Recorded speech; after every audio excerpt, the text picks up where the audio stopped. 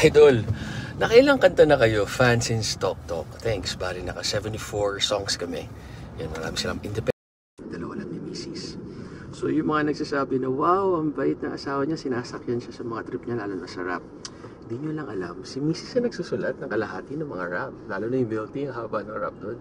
Siya yung nakaisip ng, ang pag-ibig ay parang utut! Ang hirap itago, charot! From Architect, di ba? Yan kasi yung time na hindi ako makalakad, sobrang depressed ko. Tapos lahat ng kaibigan ko, mga big companies, networks, ayaw ko bigyan ng work.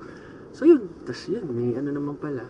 So yeah, thank you guys sa support, pati sa mga, kung sino man mga hindi maganda sinasabi, okay pa rin, thank you pa rin guys. Appreciate it all, constructive criticism. Tapos may plano ka pa bang mag-artista? Oh, as long as maganda yung offer, ba, why not? Kung hindi, pass na lang. Tama kayo, mali ako, not your doctor. Do what works for you. Dapat, happy na healthy pa. Happy na healthy pa!